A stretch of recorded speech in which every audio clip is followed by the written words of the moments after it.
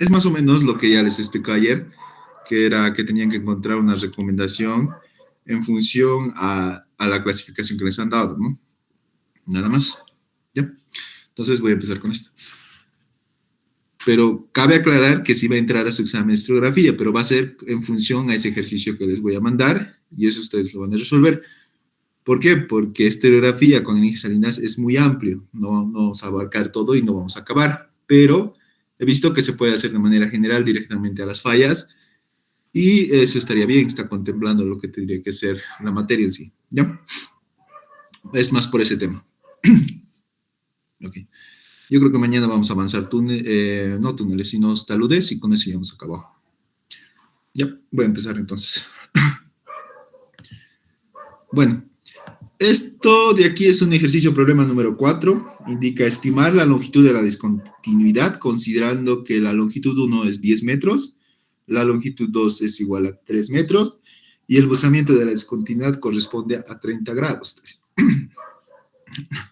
O sea, me está pidiendo que yo estime la longitud de las discontinuidades. Para este caso se utilizan las ecuaciones características propuestas por PAL, donde te da lo que es la altura, te da un factor m y te da lo que es la ecuación de la longitud. ¿Ok? Al final vamos a utilizar esta ecuación. Entonces, ¿cómo se realiza este ejercicio? Les van a presentar más o menos como un talud, más o menos como este, donde en este talud se puede ver lo que son las discontinuidades. O sea, una discontinuidad, 2, 3, 4, 5, 6, 7, 8, 5. Así se presentan, ¿no? Las fallas. Entonces, en función a eso, ustedes tienen que sacar una longitud. Normalmente nosotros lo que hacíamos era, teníamos el talud y encontrábamos esta longitud de la falla, ¿no? Este L. Pero esto es de forma muy ideal. Normalmente se presenta así. Y lo que se hace es sacar un tipo escáner del terreno, que es esta parte de aquí, que le ven como un cuadradito, un rectángulo, ¿no? Eso se le llama línea del escaneado o en el aforamiento, ¿ya? Entonces se los voy a anotar. Esto se llama línea del escaneado e el aforamiento. ¿Ok? Si quieren leerlo más sobre el tema, hay una sección que está en español, en su libro lo buscan en la página 621. También hay una sección que está en inglés, pero lo tendrían que traducir para leerlo, ¿no? ¿Ya? Entonces, vamos a continuar. Ya, eso es lo que sería la línea del escaneado en el aforamiento. Ahora, nos están dando dos longitudes, una longitud 1 y una longitud 2. Nosotros, ¿qué longitud vamos a tomar? Vamos a tomar la longitud 1. ¿Por qué? Porque la longitud 1 está siendo atravesada o intersectada por las discontinuidades. Miren, todo esto es la longitud 1. Y en esa misma longitud la están atravesando las discontinuidades, ¿no? La están cortando. Entonces, por ese tema es que se utiliza la longitud 1 en este caso. En tal caso, si hubiera aquí que estuviera cortando en la longitud 2, utilizaríamos esa longitud 2. ¿Ok? En este caso solamente se utiliza longitud 1. Entonces, ¿qué es lo que se hace? Primero hay que definir el número de discontinuidades que están dentro de ese escaneado, dentro de este rectángulo. El número de discontinuidades que están dentro de ese escaneado. Entonces, ¿cuáles serían? Serían los que no atraviesan, o sea, los que no salen fuera del escaneado. O sea, sería este y este, ¿no? O sea, que no están atravesando y tampoco están saliendo, están dentro del escaneado, a eso me refiero. Entonces, a ese tipo de discontinuidades se le conoce como, le dan la simbología C, porque está dentro, ¿ok? Entonces, yo tengo que contar cuántas discontinuidades tengo dentro de ese escaneado. Entonces, yo le voy a llamar NC. De ahí viene, en la ecuación se le ve NC. El número de discontinuidades que están dentro del escaneo. Entonces yo voy a hacer eso. Lo voy a marcar encima. Ahí está 1. Ahí está 2. 3. 4. 5. 6. Y 7, ¿no ven? Entonces yo lo voy a marcar C1, C2, C3, C4, C5, C6 y C7. Entonces el número de discontinuidades dentro del escaneado son 7. ¿Qué más necesito? Yo necesito el número de discontinuidades que atraviesan el escaneado. Entonces, que atraviesan. No me dice que solamente corta en un solo lado, sino es que atraviesan todo el escaneado. Entonces, los que atraviesan todo el escaneado son estos de aquí, ¿no? 1, 2, 3 y 4. O sea, solamente tengo 4. Entonces, T1, T2, T3 y T4. Y se lo utiliza con la simbología o el sufijo T. Entonces, le pone NT igual 4. ¿A ver? ¿Qué más me está pidiendo la ecuación propuesta por PAL? Me dice que yo necesito el número de discontinuidades que atraviesan, el número de discontinuidades que están dentro del escaneado y el número de discontinuidades que atraviesan la longitud de estudio. Entonces, ¿cuál hemos dicho que va a ser la longitud de estudio? Hemos dicho que va a ser la longitud 1 porque la están atravesando. ¿Ve? Nada más. Entonces, marco que es ese y digo, me está pidiendo el N, este N de aquí, el que lo atraviesa. Entonces yo lo voy a marcar con otro color. Voy a decir, vengo aquí, aquí hay un punto que atraviesa. Aquí, este también está atravesando, este igual está atravesando, este igual, este igual, este igual, este igual. Aquí no importa si pasa todo el escaneado, simplemente que tiene que cortar, ¿ok? Nada más. Y está pasando. Entonces cuento, ¿cuántos son? Aquí hay 1, 2, 3, 4, 5, 6, 7, 8, 9 y 10. ¿No ve? Entonces sería N, rayita, igual a 10. Listo. Así es como encuentran estos valores. No es nada difícil. Entonces ahora lo que voy a hacer es resolver el ejercicio. Pero hay una cuestión más. Me dice el enunciado y el gusamiento de la discontinuidad corresponde a 30 grados. ¿Cuál es ese 30 grados? Es esto de aquí. Me está diciendo que eso vale 30 grados. O sea, es que tienen que entender que cuando van a hacer el tema del espaciado, van a hallar el tema del espaciado, se lo saca con una wincha que tiene que ser perpendicular, o sea, netamente perpendicular. Y si se dan cuenta, aquí no existe esa perpendicularidad. Miren. Si vemos en uno de estos, está así de inclinado. No es perpendicular, hay un ángulo. Entonces, por eso es que se toma en cuenta ese ángulo. ¿Ya? Y en la ecuación también la van a ver. Aquí está. Entonces, vamos a hacer eso. Entonces, yo digo, por lo tanto, el NC es igual a 7, el NT es igual a 4, el NW es igual a 10. Entonces, digo, M es igual a ¿qué? A 4 menos 7 sobre 10 más 1. ¿Cuánto me da?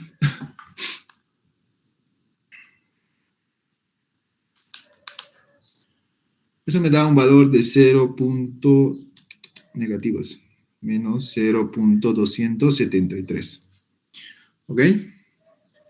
Entonces yo voy a venir aquí y voy a decir M es igual a menos 0.273. Lo marco. Listo. ¿Qué más necesito? Tengo que calcular el H. ¿Por qué el H? Porque me está pidiendo la longitud. Entonces yo necesito el H y el M. ¿No? Entonces voy a calcular el H. Para el H, ¿qué necesito? La longitud 1 y la longitud 2. la cual ya nos están proporcionando, entonces simplemente voy a anotar aquí. Longitud 1 igual a 10 metros, longitud 2 igual a 3 metros y el ángulo igual a 30 grados. Vengo aquí e indico lo siguiente. Digo H y ma es igual a ¿qué? 10 metros por 3 metros.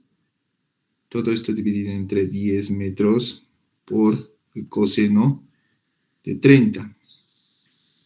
Más 3 metros por el seno de 30. ¿Verdad? Listo. Voy a mover esto un poco más atrás para que se entre todo. Ya. Ya está. Ahora simplemente es colocar la calculadora. ¿Cuánto me da H? Entonces digo 10 por 3 sobre 10 por coseno de 30 más 3 por el seno de 30. Me da un valor de 2.952. 2.952. A ver. ¿Listo? ¿Qué más? Ahora recién puedo yo calcular lo que es la longitud. ¿No? Entonces digo aquí. Entonces, anotar aquí. Entonces, la longitud de la discontinuidad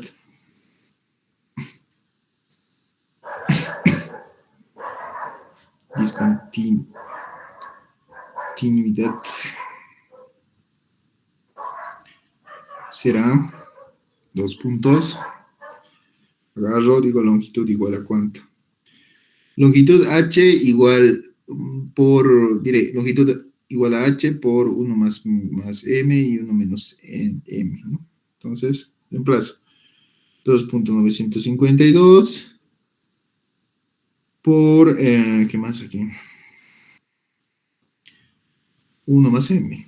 M es negativo en este caso. 1 menos, aquí más, aquí menos 0.273 dividido otra vez entre 1 menos 0.273, ¿no?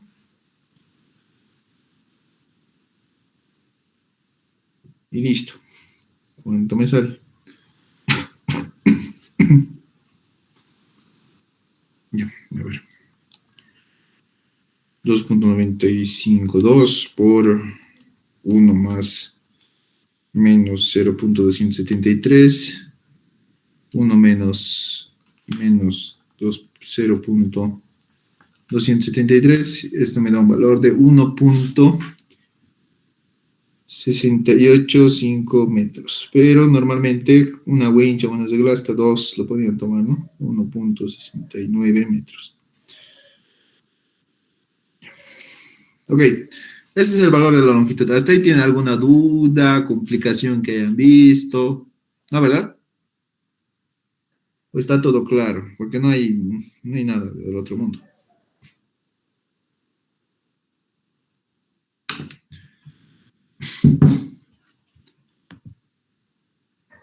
Ya.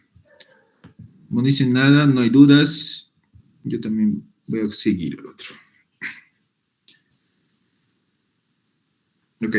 Bueno, este es similar en tema de datos, pero aquí ya me está pidiendo hallar el RQD, o sea, un ejercicio un poco más aplicativo. Bueno, vamos a leer. Dice, para la figura 1 se pide estimar el RQD del macizo rocoso, suponiendo que solo existe una familia de discontinuidades y que el L1 es igual a 10 y el L2 es igual a 3 metros y el usamiento de la discontinuidad corresponde a 30 grados. ¿Bueno? Bueno, en este ejercicio se usa otra ecuación. La ecuación que vamos a usar es el espaciado, por eso que aquí arriba se le conoce como espaciado pues, el ejercicio, ¿no? Entonces, primero, ¿qué es lo que tenemos que hacer? Me está diciendo que quiere estimar el RQD. Entonces, ustedes saben que el RQD lo podemos hacer por dos métodos. Hay el de Palsson y el de Wieniawski, ¿no?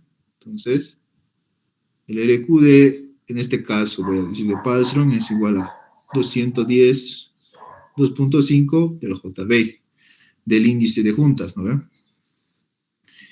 Y luego digo que esto es según Palstrom. Palstrom, creo que ya. Ok. Pero si se dan cuenta, en esta ecuación, yo no sé cuánto es mi índice de juntas, no sé cuánto es mi espaciado. Entonces, primero tengo que calcular y estimar ese espaciado. Pero previamente yo voy a decir lo siguiente. Voy a decir, si el índice de juntas es igual a 1 sobre el espaciado 1 más 1 sobre el espaciado 2 más 1, 2, 3 más 1 sobre E sub I, entonces yo puedo decir lo siguiente. Entonces digo que el JB es igual a 1 sobre el espaciamiento promedio. ¿Ya?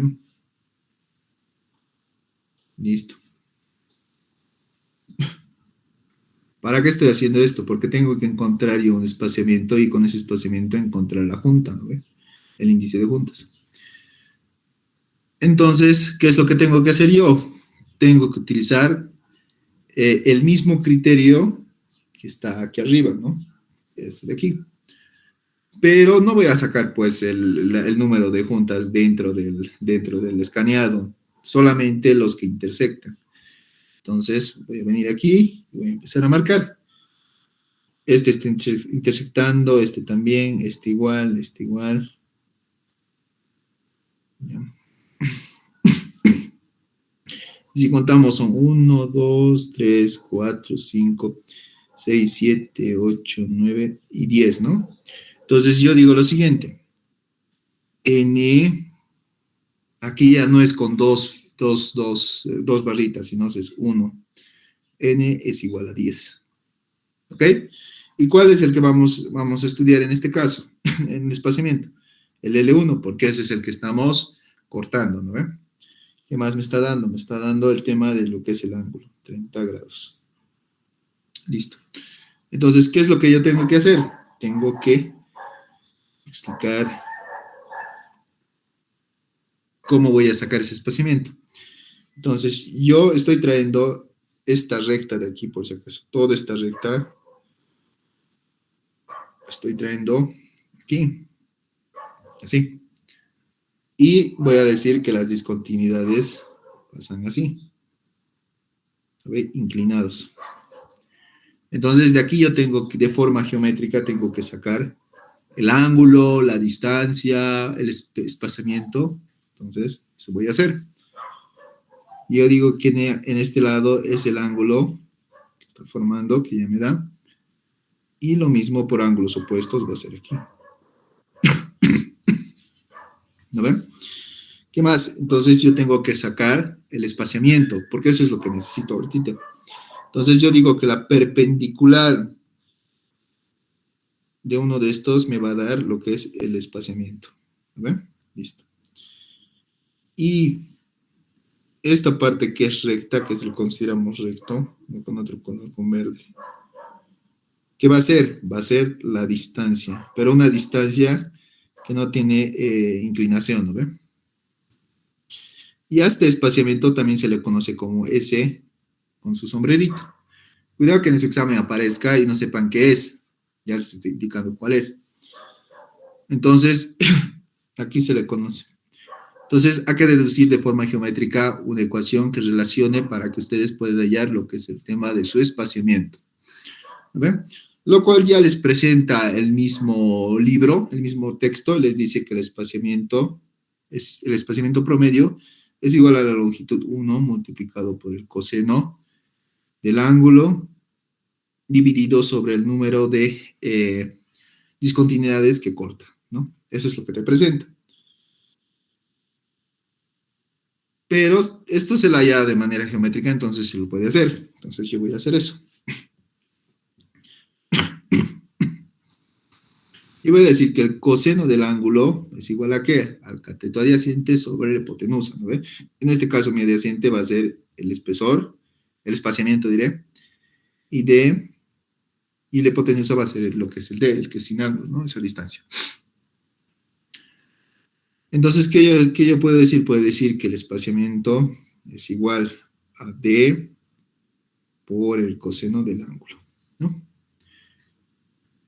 Que es lo mismo a este, simplemente que todavía no está el número de que cuarta, ¿no? Pero lo vamos a sacar ahorita. Entonces yo también digo que D, esa distancia promedio, ¿por qué digo promedio? Porque son varias discontinuidades que están cortando, o sea, no es solamente uno. Aquí solamente estamos mostrando de manera hipotética solamente uno, pero son varios. Por eso es que es promedio. Entonces yo digo que esto es igual a L, la longitud, sobre ¿qué? Sobre el número de discontinuidades que lo cortan. Ya está, nada más. Esto se lo dice por geometría. Por si acaso, esto ustedes tienen que deducirlo. No puede haber, digamos, discontinuidades que sean de otro lado o tengan otra inclinación. Va a cambiar. Entonces, depende. Esto ustedes ya saben geometría, trigonometría, esas cosas. Entonces, no tengo que enseñarles eso yo. Ok. Entonces, digo que el espaciamiento es igual a D promedio multiplicado por el coseno del ángulo. Pero a su vez, si yo deduzco más, puedo decir que es igual a L sobre N multiplicado por coseno del '. Que esto es lo mismo que hemos dicho hace rato, que el espaciamiento promedio es igual a L1 por el coseno del ángulo sobre N', ¿no? Lo mismo. Se llega a lo mismo.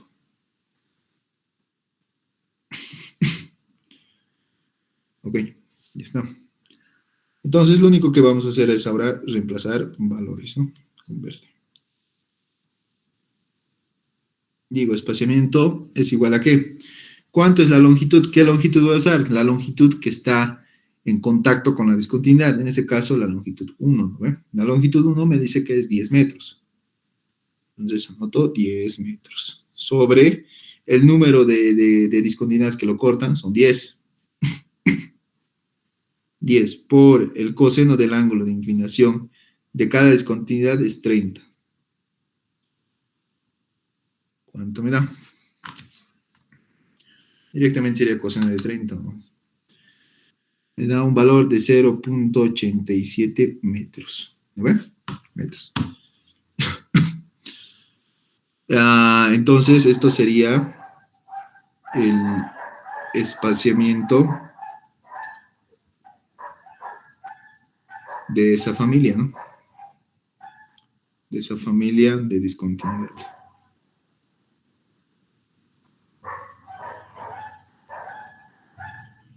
En este caso sería E igual a 0.87 metros. Listo.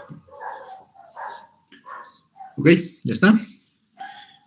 Ahora, ¿qué es lo que tengo que hacer? Tengo que utilizar la ecuación de las juntas, ¿no? Aquí están las juntas. Por eso yo he hallado el espaciamiento. ¿Verdad? Entonces voy a utilizar las juntas. He propuesto la hipótesis de que JB es igual a 1 sobre el espaciamiento promedio. Por lo tanto, yo puedo decir que este es el espaciamiento promedio, ¿no? Entonces, digo aquí igual 1 sobre 0.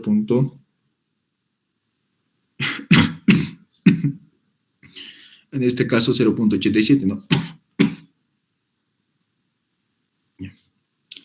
0.87 metros, ¿no?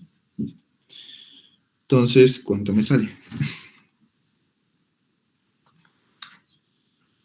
Me sale un valor de 1.14. 1.15.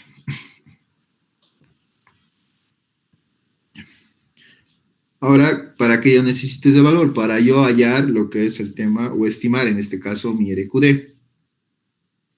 Entonces digo, el RQD, que es en porcentaje, me dice igual a ¿qué? A 110 menos 2.5 multiplicado por 1.15.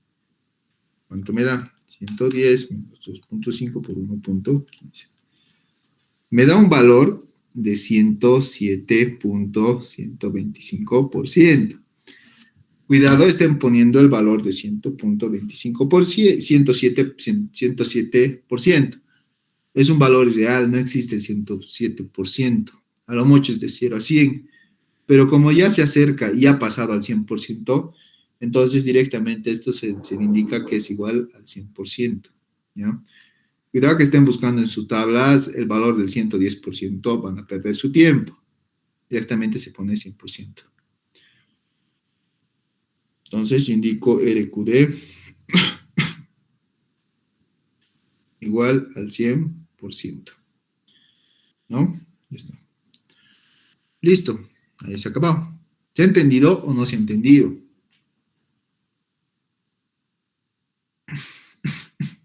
Yo creo que está claro, ¿no? Ya. Dicen que está claro.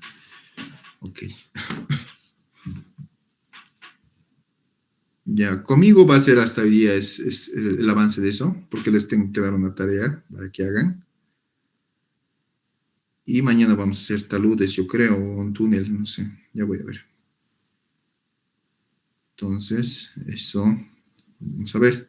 Más bien le voy a preguntar al ingeniero Zambrana si van a pasar más temprano o a las 6:45 nomás, así que, o a las 6. Entonces, deme un cachito.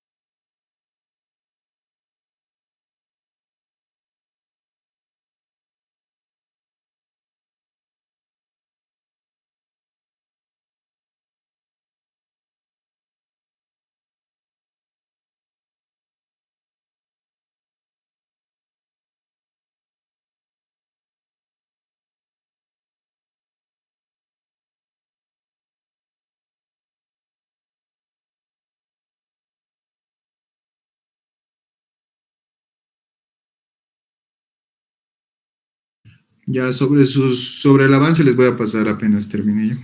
Deme un cachito. ¿Ya?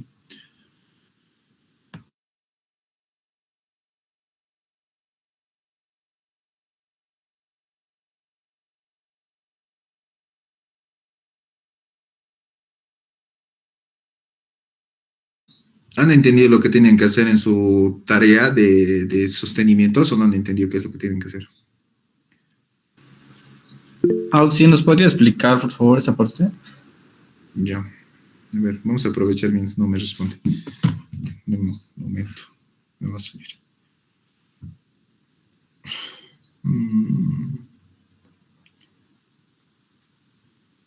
Vamos a entrar a Classroom.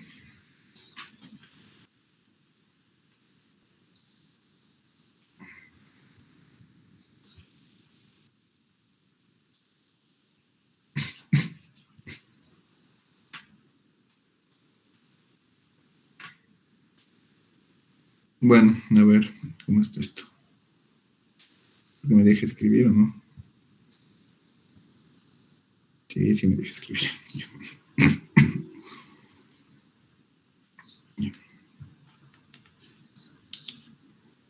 Ya. Ayer se acuerdan que les he mostrado lo que es un proyecto de sostenimiento para un túnel, ¿no? ¿Se acuerdan que hemos hecho primero un método empírico donde se veía qué tipo de bulones o qué tipo de cerchas o qué tipo de hormigón yo voy a utilizar según la recomendación de Wieniawski, Barton o Romana? En este caso es lo mismo.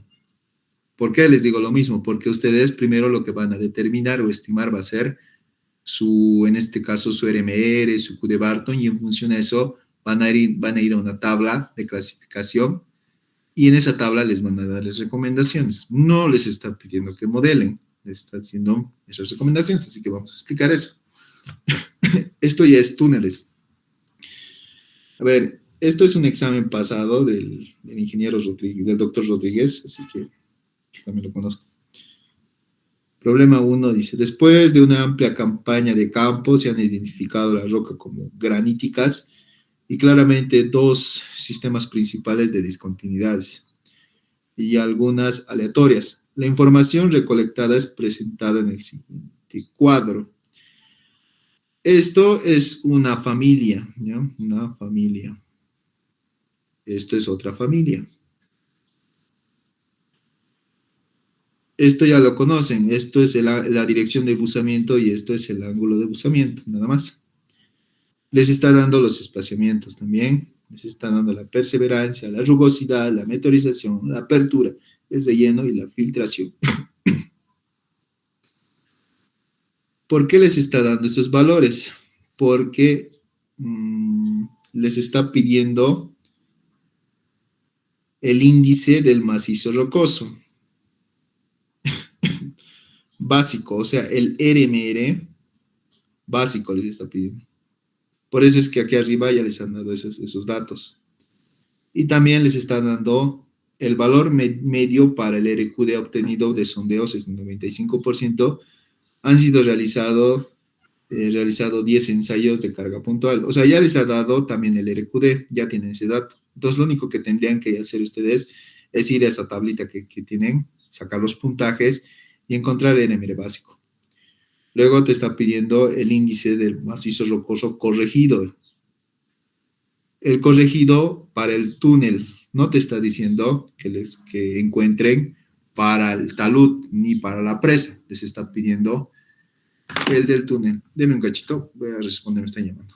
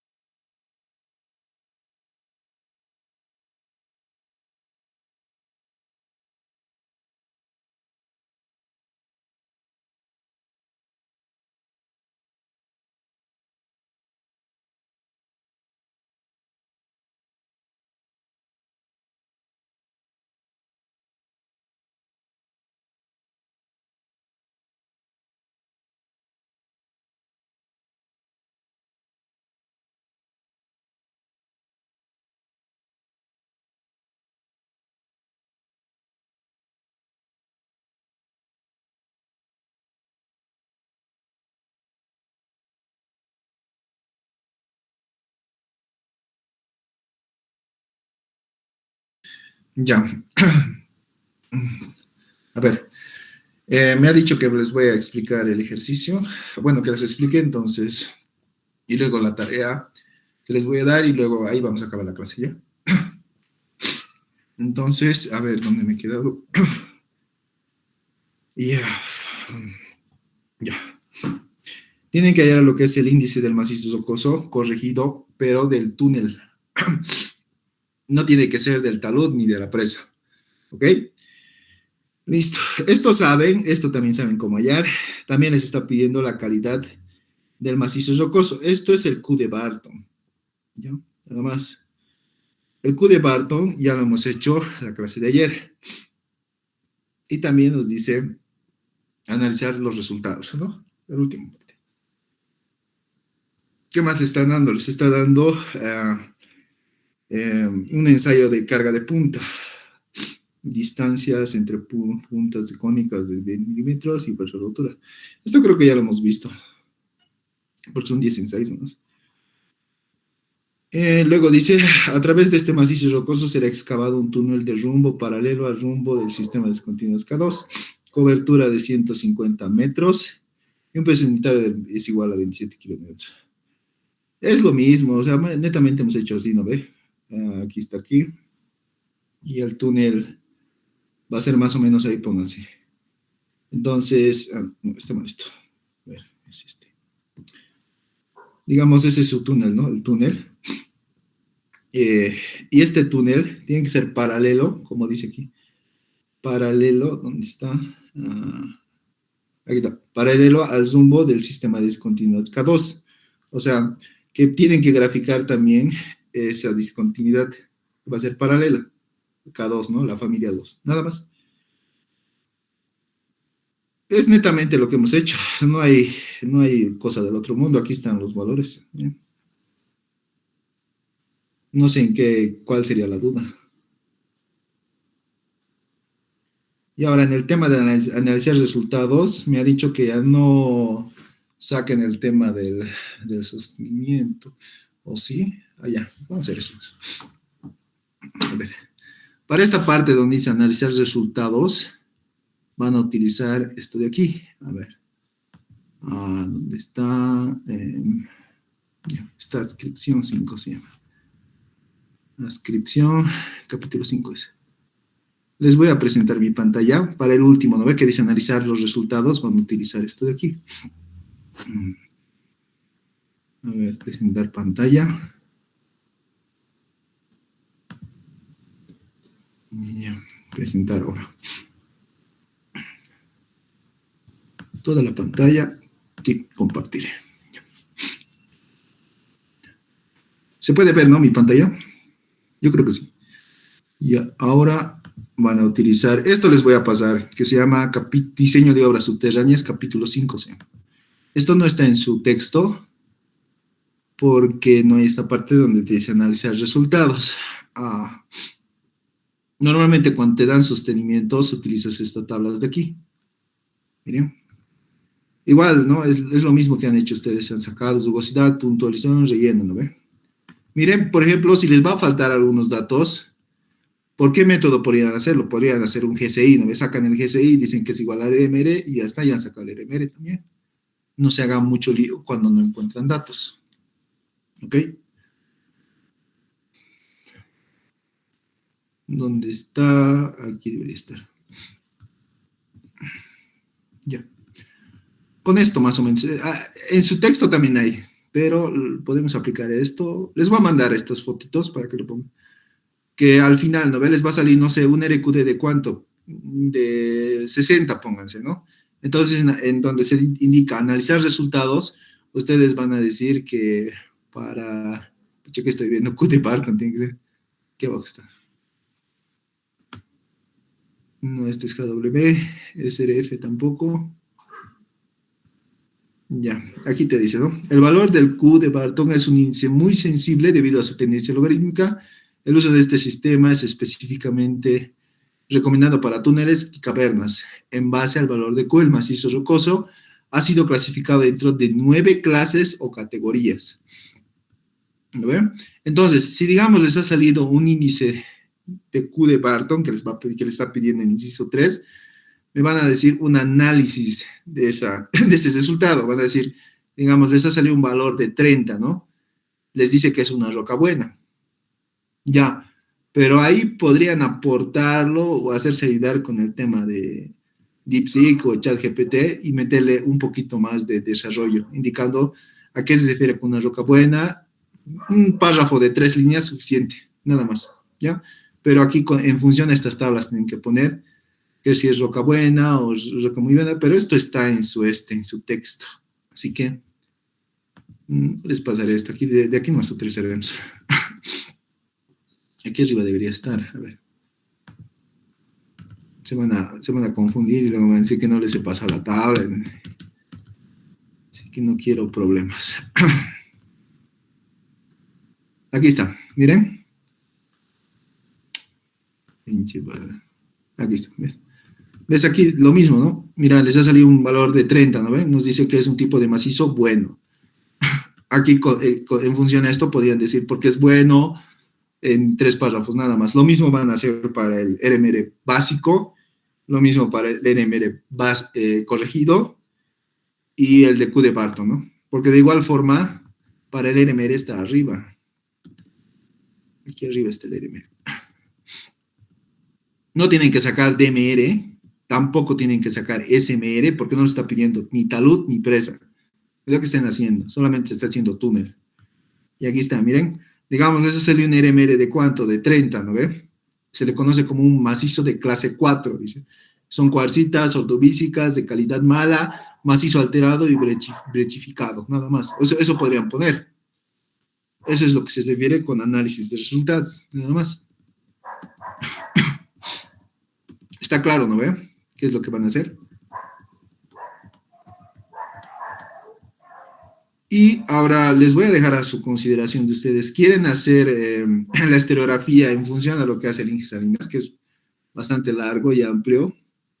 ¿O quieren hacer, porque he encontrado exámenes pasados de verano? Entonces, en función de eso también, solamente te pide falla plana, falla por volteo, verificaciones, o falla por flexión, que es mucho más sencillo, pero es más general, ¿no ve? Igual en la materia con Inge Rodríguez, mire, con el doctor se ve eso.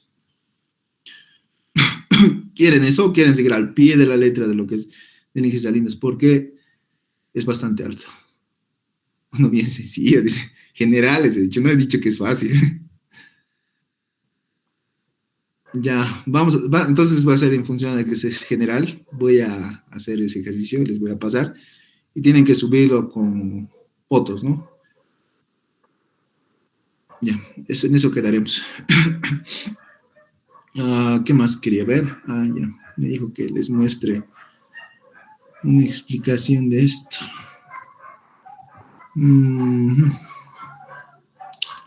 A ver, un tipo de sostenimiento. Ya, esto más vamos a ver ahora rápido, pero déjenme desabrir. No van a pasar, está muy ocupado, tiene que entregar proyectos, así que va a ser difícil. Me dijo que yo les explique el ejercicio y también les explique un poco con las diapositivas, por eso lo subió. Entonces vamos a ver eso y luego lo acabamos la clase. Se van a hacer su tarea y ahí terminamos, ¿no? Así que lo voy a hacer rápido, no hay mucho lío con eso. Deme un momento.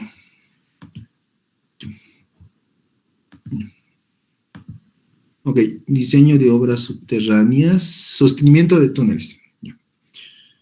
Me voy a salir de la tablet, porque ya está esto bien fijo. Ok, ya. Diseño y ejecución de obras subterráneas, sostenimiento de túneles. Bueno, esto es, aquí el sostenimiento de túneles está presentado por 3 acápites: introducción, tipos de sostenimientos y diseños de sostenimientos, ¿ya? Normalmente aquí te está presentando 3 gráficos. Un gráfico donde se hace la representación de un sostenimiento en función a lo que se llama como curva característica o curva de convergencia. Estas curvas que se presentan en esta imagen te definen cuándo tú debes poner un sostenimiento en un túnel. No es que cuando llegas directamente te dice, tienes que hacer un proyecto de un túnel, tú lo primero que haces es excavar y le pones ahí a los costados pernos. No, se busca un punto ideal donde se debe poner ese bulón o ese perno. Entonces se hace una cuestión matemática para poder encontrarlo. Y la tercera imagen se presenta lo que es un sistema de clasificación según Q de Barton. Es mediante ábacos el Q de Barton, aquí se lo puede hallar.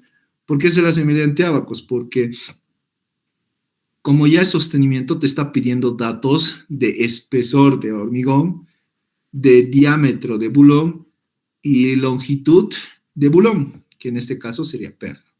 Obviamente aquí debe estar esas imágenes. Bueno, Esto es muy interesante porque te pone sostenimiento de túneles según el RNG de BBC, definición del proyecto. Bueno, te dan parámetros para menos de 15 años y mayores a 15 años. La hacen una clasificación de 3, A, B, C, D. Nivel A, esto no lo veamos, cada otro tipo. Sostenimiento de, este es bueno, sostenimiento de terrenos notoriamente incompetentes. Hay que entender de que todos los tipos de suelos o rocas que nosotros llegamos a ver o se llegan a encontrar en proyectos no llegan a ser muy buenos para el uso de un túnel o de un talud. Por eso es que se le clasifica como incompetentes. Y también y en función a que está en incompetencia, lo que es la resistencia a compresión simple. Miren, por ejemplo, para el CIA es de 0.5 a 1.5 megapascales. O sea, es muy bajo lo que puede resistir a compresión. Y así sucesivamente hay un montón de clasificaciones en función si es sedimentaria, si es metamórfica o ígnea. ¿Ok? Bueno, como les he dicho, existen tipos de sostenimientos.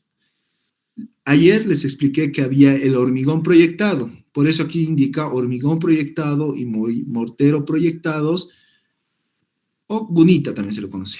¿Ya? Ese es otro nombre que tiene. En los programas normalmente aparecen como gunita. Bueno, aquí dice, el empleo de mortero y hormigón juega un papel importante en el nuevo método austriaco. ¿Por qué dice nuevo método austriaco? Porque como ustedes conocen, hay muchos tipos de métodos de proceso constructivo. ¿A qué me refiero? A que, a ver, un ejemplo que les puedo dar. A ver cómo puede ser esto. Ya. No es lo mismo construir un edificio de acero que construir un edificio de hormigón armado. Ambos tienen un diferente método constructivo. A eso me refiero. Que, o sea, tienen el mismo punto, que es que quieren hacer una estructura. En este caso quieren hacer un túnel, pero el proceso es distinto. O sea, no van a empezar, digamos, en túneles a excavar todo de golpe, sino se hace por partes. Y ese por partes, en cada método para túneles es de diferente forma. Empieza de diferente forma, se proyecta de diferente forma. ¿Para qué? Para buscar una mejor optimización en el proyecto, para construirlo, ¿no? Nada más. Y por eso lo moderno que normalmente se utiliza es el nuevo método austriaco, porque hay el método austriaco, por eso dice nuevo, dice.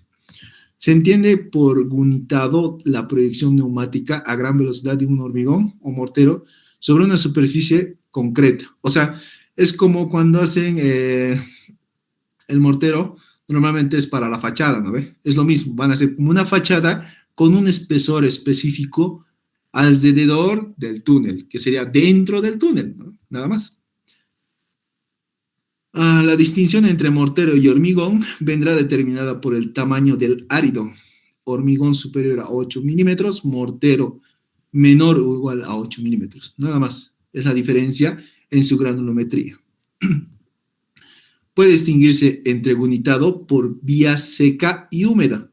En caso de la vía seca, se mezclan todos los componentes, salvo el agua, que se incorpora en la boquilla antes de la proyección, siendo el transporte a través de la manguera neumático.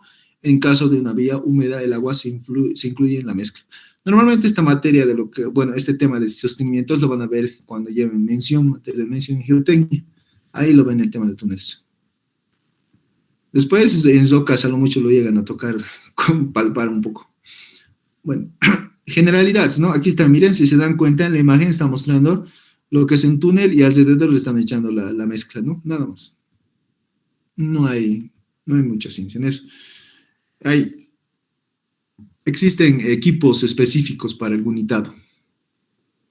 Ok, es importante considerar determinados parámetros de operación de proyección, como por ejemplo la velocidad de salida de las partículas o la distancia de proyección entre la boquilla y la superficie. Tienen que tener en cuenta de que un proyecto de un túnel no es igual que un proyecto de una carretera o que un edificio. Los proyectos más complicados existentes en la ingeniería civil son las presas y los túneles, y también los puentes. Pero, ¿por qué son tan complicados? Porque tienes que entender muchos parámetros característicos ya que no solamente es el tema del viento. Cuando ustedes van a hacer un túnel, tienen que tener en cuenta el tema del drenaje, el mismo peso que está sobrellevando la misma montaña en este caso, y también el comportamiento del suelo, porque a veces en esa misma montaña no solamente hay suelo, sino hay roca. Incluso hay a veces donde hay combinaciones. Entonces, eso también influye. También influye la edad de la roca, porque en función de eso sus propiedades mecánicas cambian. Entonces, es un montón de parámetros que tienen que tomar en cuenta. Por eso es que la complejidad es muy alta. Bueno, aquí ya te está mostrando los materiales áridos y el cemento, ¿no? También se utiliza un tipo específico de cemento, o sea, en función a la resistencia a compresión. Es como cuando ustedes ven un IP30, un IP40, que normalmente utilizan, ¿no? Pero hay de esa misma forma, pero mejorados para una resistencia mucho mayor, porque estamos hablando de un túnel. Por eso existen lo que se llaman aguas y aditivos. Los aditivos sirven para mejorar el tema de la trabajabilidad y también incluso a veces aumentar el tema de sus propiedades físicas o mecánicas, ¿no? Nada más. Que aquí te explica de manera específica el tema del sílice o cosas artificiales que le colocan o el proceso de cómo se realiza, que esto es para las personas que quieren irse al área de estructuras, que normalmente lo ven y lo estudian mucho mejor, porque es muy importante, ¿no? Como está esto en su Classroom, si lo ven y tienen tiempo, les va a servir mucho porque es muy bueno para que ustedes puedan sacar investigaciones para su tesis o para un artículo que quieran hacer. ¿Ya? También existen fibras. Si se dan cuenta, hay muchos nuevos, ¿cómo se puede decir?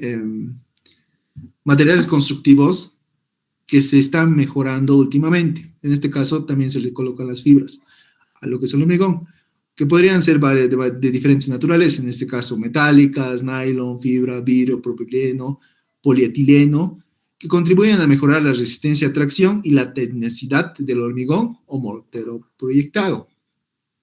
Nada más. Eso sería en general. Bueno, como en todo uso de cualquier material, siempre existen los ensayos, en este caso ensayos de caracterización. Como ensayo de caracterización del mortero, pueden practicarse los de tracción, compresión simple, flexión y determinación de la energía de fracturación, tanto en vía seca como en vía húmeda. Ya han entendido cómo es en vía seca y en vía húmeda. Arriba les he explicado. Se incluyen en la mezcladora, ¿no? Es nada más el proceso, si se pone antes, se pone después. Considerando un criterio de utilización para el mortero y el hormigón proyectado, suele estimarse que 20 centímetros de espesor suponen 400 kilogramos centímetro cuadrado. O sea, ya hay tablas estándares que te dicen que para cierto espesor, no sé, 50 milímetros o 50 centímetros, te va a dar una resistencia de tantos. ¿Okay? Igual te explica el tema que es importante no tener en cuenta únicamente la resistencia a compresión a los 28 días, sino también los valores iniciales e intermedios. O sea, tienen que ver el comportamiento en esa curva cuando va a llegar a su máxima resistencia, ¿no? Nada más eso. Destacando, por ejemplo, los valores asociados a la edad de 24 horas, tope de consideración de hormigón o mortero como joven, ¿no? Ya le tomo ese nombre. Bueno, ensayos que hay es el ensayo Proctor, ya lo conocen. El Hilty, este no lo conocen, que es el de arrancamiento. Probetas es lo que siempre han hecho. Esto ya lo han visto cuando han hecho el laboratorio de resistencia de materiales en hormigón 1, ¿no? Bueno, aquí te muestra mezcla seca, fases, mezcla húmeda. ¿Lo leen? Una comparación entre mezcla seca y húmeda, dice, comparada la vía húmeda y la vía seca, ofrece como ventaja el mejor control del agua y la consistencia de la mezcla, las mayores longitudes admitidas de tubería o manguera de trabajo, equipos menos voluminosos y más económicos, adaptabilidad a las condiciones de obra, ofrece una velocidad de proyección elevada entre 80 a 100 kilómetros por hora frente a los 60 a 70 metros cúbicos, pero presenta como desventajas el mayor rebote, unos mayores requisitos de aire comprimido, la menor producción como consecuencia del tamaño de los equipos o la mayor generación de polvo, ¿no? Normalmente lo que se utiliza es el empleo de un proceso semi-húmedo, o sea que tampoco no esté seco ni tampoco esté totalmente saturado. Reduce la incidencia de dicho factor y existe igualmente aditivos derivados de la celulosa que reducen el polvo, si bien incrementan los costos, ¿no? Nada más. Bueno, ya hemos visto un tipo de sostenimiento. Hemos visto el de hormigón proyectado o gunita, ¿no? Ahora hay otro sostenimiento que se llama sostenimiento mediante vigas o cuadros metálicos. ¿Ya? Este es otro, es diferente. Por eso, modalidad clásica de sostenimiento pasivo. O sea, es un sostenimiento pasivo, no es activo. Esto de pasivo y activo ya lo conocen porque han llevado mecánica de suelos 2. En la parte donde dice taludes o lo que es muros de contención, se entiende muy bien esta parte, lo que es el ranking y el colón, ¿no? De gran versatilidad por la posible aplicación a un amplio abanico de terrenos, siendo conveniente para situaciones con tendencia a colapso y cierre. O sea, hay túneles, o sea, cuando usted quiere hacer un túnel, esa roca es tan mala, pero tan mala, que llega que al simple hecho de que ustedes hagan una pequeña excavación, quiere colapsar. A eso se refiere. Entonces, cuando se tiene ese tipo de rocas, se utiliza vigas. Te recomiendan utilizar vigas. Por eso es que le ponen una modalidad clásica. Entonces, son resistentes tanto a tracción como a compresión, que debe ser, soportando solicitaciones importantes a flexión y pudiendo ofrecer propiedades favorables superado el límite elástico. Bueno, en túneles tienen que entender que se analiza una zona elástica y una zona plástica. ¿Ok? Ofrece resistencia apreciable en obra civil, frecuentemente se combina con hormigón encofrado in situ, ya que se requieren paredes regulares y estéticas como principales características. Se pueden destacar las siguientes, o sea, excelentes propiedades mecánicas, elevado módulo de elasticidad, facilidad de fabricación, mayor resistencia y estabilidad en propiedades resistentes, homogeneidad, que esto es casi poco común, y facilidad de control de calidad, recuperables y reconformables, o sea que se va a volver a su estado natural hasta cierto punto de deformación. Entre las principales formas de aplicación destacan los cuadros, ¿no? O sea, hay diferentes tipos de secciones, a eso se refiere. Por eso aquí te dice formando secciones trapezoidales, indicando que en la actualidad para labores mineras o cimbras curvilíneas constituyendo un sistema que podrá ser rígido o deslizante. Bueno, hay variantes también de las vigas o cuadros metálicos. Es posible plantear sostenimientos de aceros rígidos o deslizantes. Los sostenimientos rígidos se aplican en terrenos de poca expansión y presiones relativamente reducidas, destinándose a evitar la caída de los bloques. En su constitución se emplean lo siguiente: vigas, anillos o arcos circulares. Aquí está, mira, existen perfiles pesados I y H. Bueno, esto ya te dice, ¿no? Los perfiles TH y el H que puede utilizar. Te dice que es más cara, altamente resistente, más barata. Eso ustedes lo pueden leer, no hay mucho lío con eso. Esto solamente es teoría netamente, ¿ya? No sé si va a entrar en su examen teoría, pero les estoy explicando más o menos de forma general, tampoco tan específico porque nos vamos a tomar el tiempo. Igual aquí tiene videos, miren, ya les mismos diapositivas tienen videos, lo cual sería bueno verlos. Bueno, otro tipo de sostenimiento. Ya hemos visto lo que son hormigones proyectados, ya hemos visto lo que son cerchas, ¿no? En este caso, cerchas o, o arcos también dicen, ¿no? Ahora vamos a ver lo que son los bulones, lo que yo les he comentado, que son como pernos. La técnica de aplicación de bulones consiste en coser la roca mediante una barra que incremente la resistencia a tracción del conjunto, confinando el macizo rocoso y aprovechando las características intrínsecas de las propias rocas. Cuentan con gran aplicación tanto en interior como a cielo abierto. ¿No ve? ¿Se puede ver, no, lo que está presentando o se ha cortado?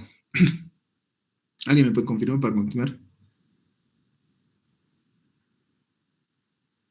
Ya. Y se puede ver. Ok. Esto lo vamos a mover aquí. Ahí que esté. Listo. La primera clasificación a los bulones se ha basado tradicionalmente tipo anclaje. Es como un anclaje, pudiendo ser puntual. También tiene el tema de lo que es la adherencia y la fricción. Bueno, hay dos tipos de bulones o pernos. El bulón por adherencia, por fricción o mecánicos. Bueno, aquí bulones anclados por adherencia. Pueden ser de resina o de cemento. O sea, ¿a qué me refiero con esto? Que normalmente ustedes van a utilizar ese tipo perno, lo van a perforar, es como un anclaje, ¿no? Cuando han visto un talud, lo perforan y lo van a llenar por dentro de hormigón para que se genere para que se expanda ese mismo bulón y no pueda salirse, ¿ya? Nada más por eso es. Luego están los de bulones por fricción o mecánicos, que esto ya es más un tema de que colocan el recubrimiento del perno primero y luego colocan el perno y de manera mecánica se va a empezar a expandir, ¿ya? Nada más por eso. Luego estos son otros métodos de baja presión de contacto, dice split set y Svulex. Listo. Ya hemos avanzado nomás. Bueno, sostenimiento mediante bulones. Miren, aquí en la imagen se puede ver que están intentando colocar el bulón hacia arriba, ¿no ven? Están perforando en el túnel. Nada más es eso. Materiales del bulón. Los bulones podrían estar constituidos por redondos corrugados, barras de resina de vidrio o en el caso de los bulones autoperforantes. Incorporar una broca pérdida de perforación en extremo, contando además con un canal central que permite inyectar agua en la perforación e incluso inyección de lechada de cemento, o sea, cemento netamente, ¿no? Nada más. Listo. Hasta ahí son los tres tipos de sostenimiento que existen, que es el hormigón proyectado, bulones y cerchas metálicas, ¿no? Nada más. Ahora, una vez que ustedes ya saben qué tipos de sostenimientos existen, tienen que entender cómo es el comportamiento del túnel antes del sostenimiento y después del sostenimiento. O sea, tienen que entender que cuando no han colocado nada en el túnel y han empezado a perforar, cómo se está comportando, cómo va a ser la deformación, cómo, si es que va a llegar a un punto de fallo. Y después recién hacen un análisis con sostenimiento, colocando un perno, colocando el hormigón o colocando la viga o la cercha. ¿Ok? Por eso es que aquí te dice comportamiento elástico o reparto de tensiones. Lo primero que pasa en cualquier tipo de material, ya sea suelo, acero o hormigón, siempre pasa por un tema de comportamiento elástico.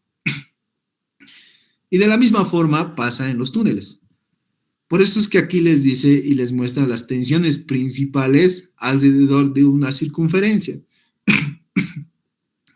¿Por qué lo ponen alrededor de una circunferencia? Porque la teoría de la mecánica de rocas han visto más preferible analizarlo como un círculo perfecto que analizarlo como una sección específica. ¿Por qué? Porque tendrían que crear nuevas teorías para dichas secciones. Entonces es mejor trabajarlo como un círculo. ¿Por qué? Porque además, en función de eso, los programas como Rock Support, ERC2 o Adonis se han basado en esa circunferencia en un diámetro equivalente para poder generalizarlo. O sea, técnicamente te va a dar un comportamiento muy similar al real, pero si ustedes lo hacen con elementos finitos, que sí te va a considerar la sección específica, te va a dar más o menos entre un 5 o 6% de diferencia, pero se acerca mucho, por eso es. Bueno, aquí, inicialmente el terreno, esto hay que entender bien, inicialmente el terreno se encuentra en un estado de equilibrio que se ve modificado como consecuencia de la descompresión del terreno, debido al avance de la excavación. O sea, ¿qué se refiere con descompresión? O sea, el cerro estaba ahí, no le han tocado nada, pero ya tenía presiones actuantes, aunque ustedes no vieran y no lo sintieran, pero ya había esas presiones. Al ustedes hacer un pequeño hueco de excavación, va a suceder lo que se llama descompresión del terreno. O sea, van a generar un cambio mecánico en el terreno. A eso se refiere. Ok, aquí dice, por lo que han de aplicarse métodos constructivos que limiten dichos fenómenos en el perímetro del túnel. La descompresión conlleva a la dilatación y disminución notable de las propiedades geotécnicas del terreno, requiriéndose la adopción de medidas específicas de sostenimiento. O sea, por eso es que se utiliza sostenimiento. Aquí te dice, la actualidad, la introducción en la actualidad de las herramientas informáticas permiten desarrollar cálculos más ajustados a las condiciones geométricas y tensionales del túnel, pero es conveniente analizar modelos más simples para comprender el comportamiento del terreno como consecuencia de la generación de la excavación. Nada más. Ok, aquí se tiene lo siguiente. Este es un comportamiento elástico que va a tener el túnel. Normalmente es el círculo, el radio del túnel, y se va a ir hacia adentro, ¿no? Se está contrayendo. Eso es lo que pasa. Pero hasta aquí lo están mostrando de forma matemática. Aquí están las ecuaciones presentadas que han hecho, han realizado, que esto normalmente, si quieren analizarlo, es como más o menos mecánica del medio continuo, similar. Bueno, hay que entender que, como les he dicho, hay un tramo que es elástico y hay un tramo que es plástico. Por eso es que el comportamiento de un túnel es elastoplástico. Eso sí llega. La plastificación se produce en aquellos casos en los que durante el incremento de tensión circunferencial hasta el doble de la del campo de terreno, no la resiste elásticamente, pudiendo llegar a producirse las roturas si el fenómeno del incremento de la carga es suficientemente intenso. O sea, puede haber momentos donde llega a superar de manera muy abrupta, entonces por eso es que existe este comportamiento. Por eso hay el comportamiento dúctil y el comportamiento frágil, donde ustedes han analizado qué es un concepto dúctil y qué es un concepto frágil en la materia de resistencia de materiales 1, ya deberían saber el conocimiento de ese concepto y definición, ¿no? ¿A qué me refiero con dúctil y frágil? Bueno, como ya hemos visto anteriormente, habían los criterios de falla de Markov-Bloch y de Hooken-Brown. De igual forma, se puede hacer una de este comportamiento elastoplástico para el tránsito del criterio de rotura, lo utilizan, y el más popular que se ha visto es del Markov-Bloch, o sea, esa recta que sacan el ángulo de fricción interna y la cohesión del material, el cual te presenta la siguiente ecuación para lo que es el esfuerzo de corte y también para lo que son sus esfuerzos tensionales normales, principales y principales mayores y principales menores, ¿no? Aquí está la presentación de esas ecuaciones. No voy a hacer énfasis a las ecuaciones porque, porque no estoy viendo la teoría de la mecánica de rocas en sí, ¿no? Estoy viendo más túneles, su sostenimiento. Al final van a aplicar las ecuaciones, pero no está de más que la vean, ¿no? Bueno, aquí te muestra una rotura dúctil donde se presenta la siguiente consecuencia de manera matemática, ¿no? Igual con Markov-Bloch. Luego aquí igual de la misma forma. Luego, para rotura frágil ya cambia el orden de las ecuaciones, el comportamiento que va a tener, porque ya también es el tema de tiempo, va a cambiar también. Aquí te muestra, ¿no? Mediante gráficas cómo va a ser el comportamiento, una parte plástica y un comportamiento elástico. Ya, influencia del frente en el grado de confinamiento. ¿A qué se refiere con influencia del frente en el grado de confinamiento? Normalmente, en función al tipo de roca que ustedes tienen, se sabe más o menos cuánto de distancia yo puedo excavar sin que suceda una deformación. O sea, se puede tener una estimación, pero eso es una estimación empírica, o sea, teórica, pero hay. A eso se refiere con influencia del frente en el grado de confinamiento, nada más. Por eso dice, es habitual que el sostenimiento se ubique a una cierta distancia del frente, por lo que existe una determinada longitud del túnel sin sostenimiento. A eso me refiero, de que ustedes van a excavar su túnel, pero va a haber una partecita donde no, una longitud de profundidad que van a entrar a excavar, que no va a sufrir esas deformaciones tan abruptas. Entonces, en esa parte, incluso hay en algunos tipos de rocas que te dicen que no es necesario que tú coloques sostenimiento, pero por un tema de seguridad se lo coloca, ¿ok? Es por eso.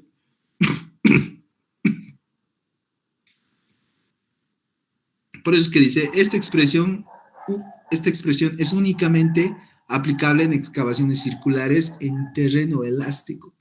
O sea, esa partecita que van a excavar es elástica, solamente ese trámite. Y es muy pequeño, normalmente es 1 metro, 1.5, e incluso si digamos su roca tiene un RMR, no sé, de 70 o de 80, Normalmente incluso puede subir esa longitud de pase que se le conoce, es de 5 metros o 6, 7 metros. Eso lo van a hacer a medida cuando ustedes hacen un proyecto o juegan con un programa, ¿no? Porque no van a ir a un túnel y le van a probar ahí. Bueno, el desplazamiento normalmente se lo va a hacer relacionar con el tema de deformación. Lo que se busca es el desplazamiento máximo para saber en qué punto vamos a encontrar el punto de equilibrio y nosotros poder colocar el sostenimiento. Nada más por eso. Aquí está, ¿no? Influencia de las discontinuidades. Hooke distingue entre roca intacta y macizo rocoso. O sea, los dos no son lo mismo. Conforme al concepto de escala, a mayor sea el volumen de la muestra de terreno circundante la excavación considerada, mayor será el número de discontinuidades, tendiendo a igualar las del terreno, al incrementar suficientemente el volumen de dicha muestra, considerando, pueden explorar, es lo mismo que hemos explicado. Bueno, esto es importante, influencias de las heterogeneidades.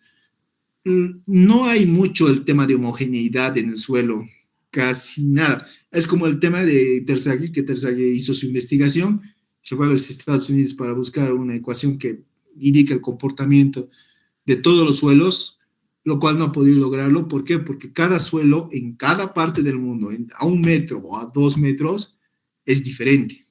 Su modelo es diferente.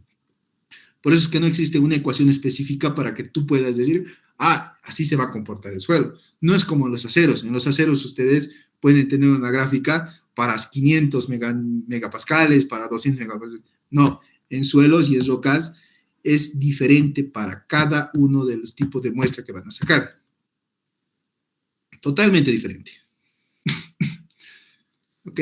Eso se refiere con homogeneidad, heterogeneidad. Luego, influencia de la variación del confinamiento, no tanto. Variación del volumen tras rotura, expansión, partículas de terreno blandos, no nos interesa. Ya. Modelos constitutivos. En la actualidad existen muchos modelos constitutivos, por ejemplo, el modelo Hardening Soil, el Northside, que son modelos que hacen una calibración del comportamiento de tu suelo o de tu roca o de un material o de un geomaterial.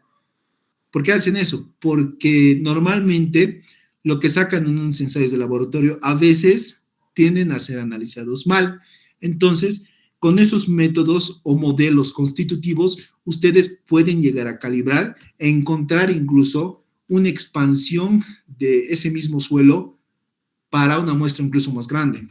Pero es un modelo constitutivo, o sea, van a calibrar esos datos de laboratorio para tener más cosas. A eso se refiere.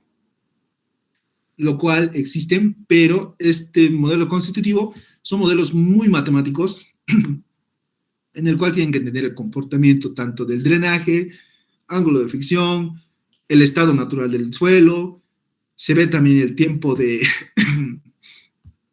si es drenada o no drenada. Se toma muchos parámetros del mismo ambiente y del mismo tipo de suelo. Entonces, es un tema muy amplio, demasiado grande, incluso es tema de tesis que algunos han hecho, pero se lo aplica y es muy requerido incluso. Normalmente se utiliza para hacer túneles, minas y canteras. También he visto en taludes, pero hay papers, entonces ahí te explico. Bueno, los modelos constitutivos comprenden las relaciones tensionales que permiten definir las cargas a las que se somete un material para lograr un comportamiento de plastificación tan realista como sea posible, obteniéndose cálculos relativos al desplazamiento de los terrenos al realizar la excavación fieles a la realidad, o sea, que quiere acercarlo a la realidad. A mayores sean las cargas y la proximidad de plastificación, mayor será la importancia del modelo constitutivo. En terrenos elastoplásticos o elásticos, en este caso, cualquier modelo puede ser adecuado. ¿Okay? O sea, ¿qué se refiere a eso? Cuando ustedes tienen un comportamiento de un suelo que es elástico, normalmente llega a ser una recta, ¿no? Con una pendiente. Por eso es que te dicen que casi todos los modelos se adecuan a eso. Pero cuando quieren analizar una parte de ese comportamiento que es plástico, solamente los métodos constitutivos pueden añadirse o predecir o no sé, o calibrarse a este tipo de modelo. Como por ejemplo el modelo de Morcoulomb, que es más o menos una recta, nada más. El criterio de Hooken-Brown empírico busca explicar el comportamiento de muchos tipos de rocas esencialmente competentes con un amplio espectro de tensiones de confinamiento. Para ello se partió de los resultados de investigaciones de Hooke, de rocas intactas y de un modelo de estudio de comportamiento de macizos rocosos de Brown. Partiendo de las propiedades de la roca intacta, se aplican factores reductores de las mismas en base a las propiedades del macizo rocoso, relacionando el criterio empírico del RMR de Wieniawski, extendiéndose su empleo rápidamente. Nada más. Aquí está, normalmente ya los programas ya vienen incluidos para que te generen esa envolvente de falla. Ya está un método constitutivo en sí.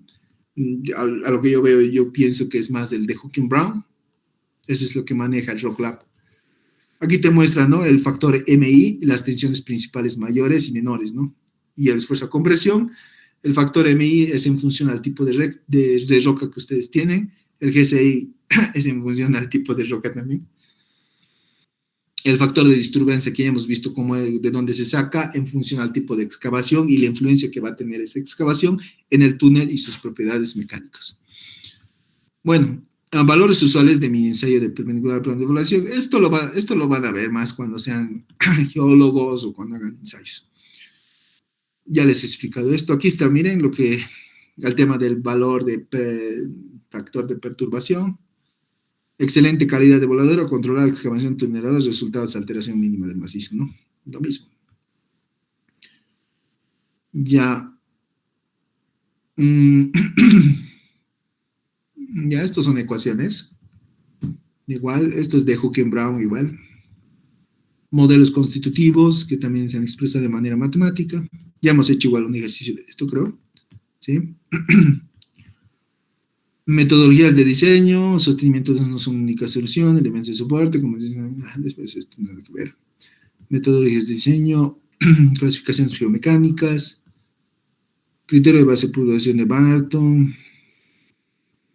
Ya, esto lo pueden ver ustedes, que es más o menos te explica cómo es el criterio de puntuación del Q de Barton. ¿No? Mira, el JN para describir el número de familias de discontinuidad, el JR, parámetro para describir la rugosidad.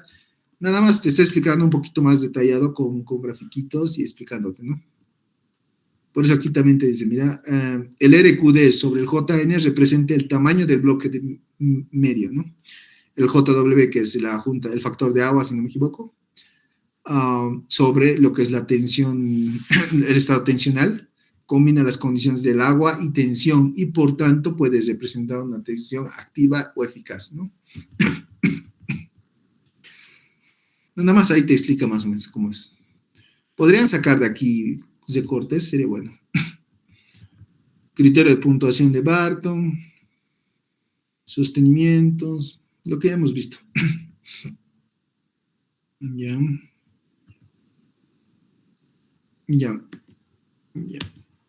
Normalmente les he enseñado hasta esta parte, ¿no? Sacar el Q de Barton en función de esa ecuación, ¿no? Y darle puntos. Pero lo que normalmente pasa es esto.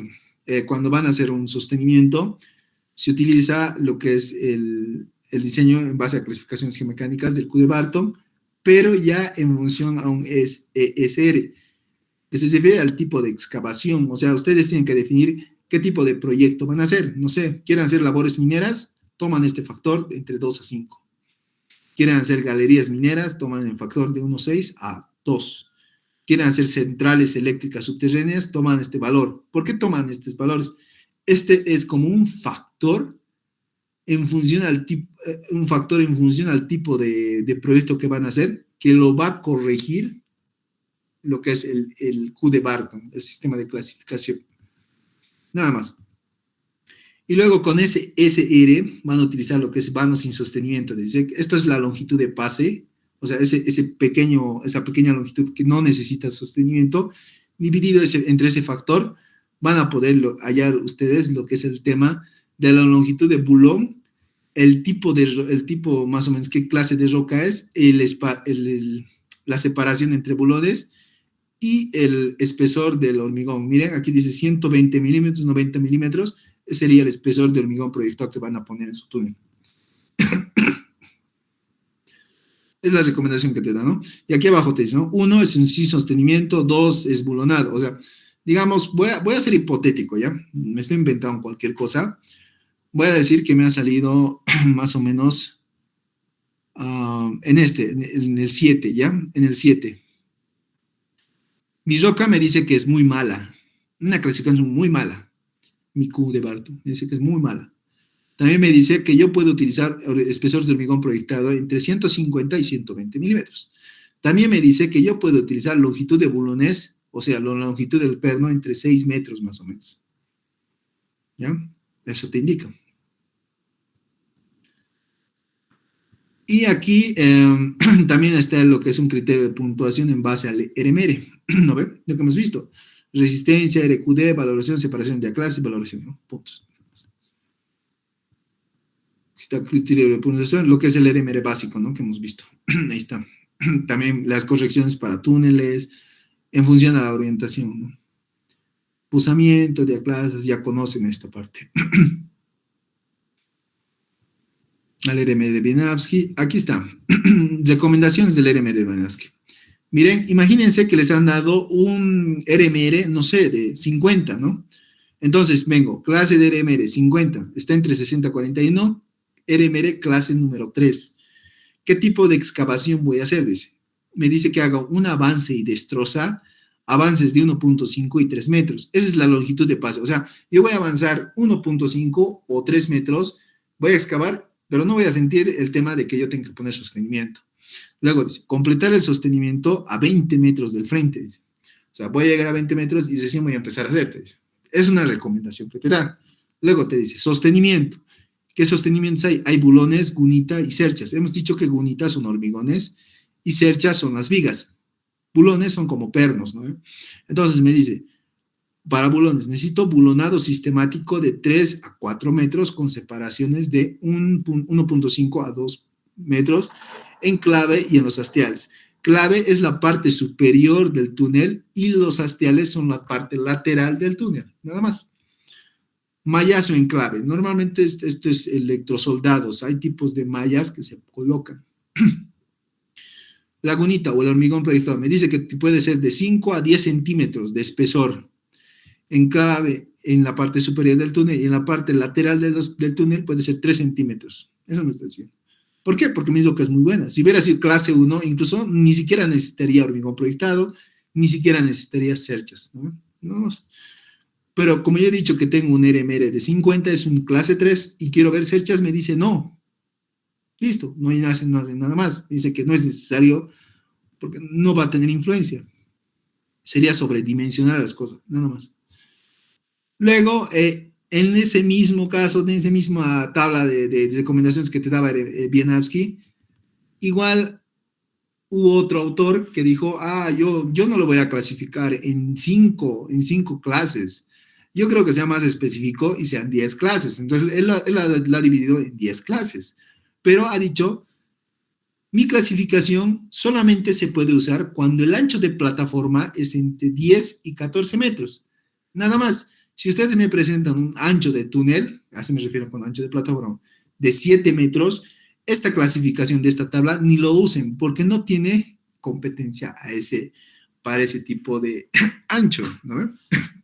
Entonces, por eso hay que leer. Mira, por ejemplo, aquí no te especifica ese tema porque se supone que ustedes van a leer la bibliografía. Por eso no es usar por usar. Es lo mismo, este sistema de clasificación te dice la clase, te dice la excavación, te dice paraguas, te dice bulones, te dice hormigón proyectado, te dice red o malla, que sería lo que es el tema de las cerchas, ¿no? Nada más. Listo. Hasta ahí yo creo que se entendió más o menos, yo creo y espero. Ahora recién viene lo que es el diseño del sostenimiento. Aquí se le conoce como curva de excavación y del sostenimiento, métodos analíticos ya son. Lo que hemos visto hace rato y hemos pasado son los métodos empíricos. Este es ahora el método analítico. En el método analítico, ustedes tienen que generar una curva de convergencia, donde esa curva de convergencia tenga en cuenta tanto la zona elástica como la zona plástica. Y en esa misma curva de convergencia, ustedes van a encontrar un punto de equilibrio donde pueden colocar sostenimiento. No es colocar por colocar en el momento que les dé la regalada gana. Se coloca en ciertas condiciones especificando y nosotros tenemos que dar, decir por qué se ha colocado ahí, ¿no? Entonces, por eso existe el método analítico que te ayuda a saber cuál es el momento adecuado de colocar el sostenimiento, nada más. Bueno, Panet en 1985 desarrolló el método de convergencia-confinamiento o de las curvas de líneas características que da respuesta a algunas limitaciones de aproximación a través de las clasificaciones geomecánicas. Su determinación puede realizarse mediante soluciones analíticas o cálculo numérico. Las soluciones analíticas se popularizaron en la década de los 70, asumiendo bueno, aquí tienen que darse ustedes lo que se llama una presión inicial del suelo. Y la presión inicial lo calculan en función a la profundidad y al peso específico del suelo. Entonces, ¿cuál es eso? Es sencillo. ¿Cuál sería la presión? La presión sería el peso específico multiplicado por la profundidad donde va a ser excavado el túnel y eso les va a dar la presión inicial. Y con esa presión inicial tienen que bajarlo hasta cero para encontrar la deformación máxima. Nada más. Listo. Por eso existe este de aquí. Mira, aquí dice tramo elástico y tramo plástico. Este U sub E es lo que se conoce como desplazamiento elástico y el U sub P se le conoce como desplazamiento plástico, el cual está en función aquí al radio del túnel, al módulo de Young o de elasticidad del macizo y al coeficiente de Poisson. ¿Ok? Nada más. Como es un tramo elástico, normalmente se lo adapta el criterio de Moore-Coulomb. Cuando ustedes ya van a hacer el tema de un tramo plástico, es más recomendable un método de Hooken-Brown. Ya, nada más por eso.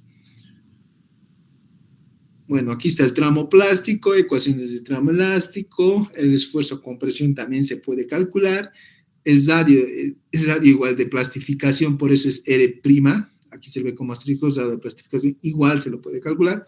Y si yo me voy al gráfico, miren que la parte que dice tensión in situ, te dice presión inicial es igual al esfuerzo inicial, te dice. Luego va a llegar un punto donde se dice tensión crítica del comienzo de plastificación. Desde ese punto va a haber una deformación que va a afectar al tema del túnel y ya no va a poder volver, ¿no ve?, a su estado inicial. Desde ese punto se deforma y ya no vuelve a su estado inicial.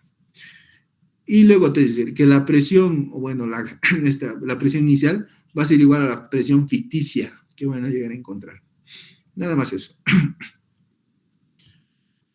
Bueno, aquí lo mismo, ¿no? El criterio de rotura, rigidez del sostenimiento, el caso PS que tienen que encontrar.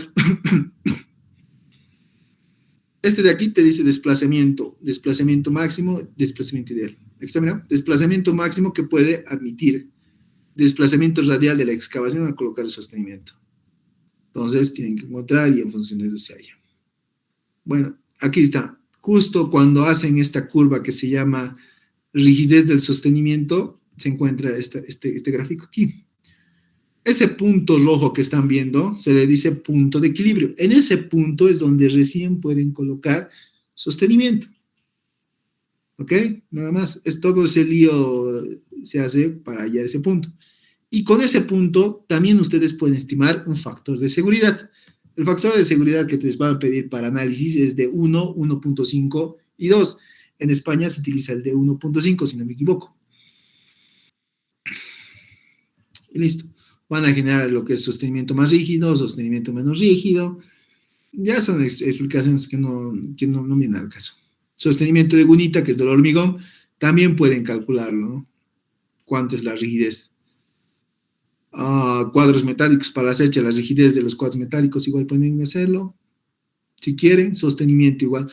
O sea, ¿cuándo va a ser la deformación para los bolones? Igual se puede hacer de forma analítica. O sea, ustedes agarran su Excel, ponen las ecuaciones, generan la curva y pueden encontrar incluso esa deformación. Para los bolones igual, presión máxima y listo. Hasta ahí sería el método analítico de diseño de sostenimientos. No es nada de otro mundo. Ya, ¿cuál es? Clasificaciones geomecánicas, Lover, Hermit.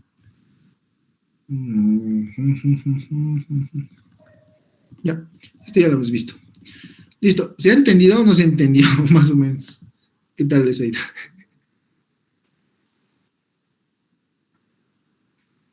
Es bastante amplio, ¿no? Pero eso sería túneles. ¿Ya?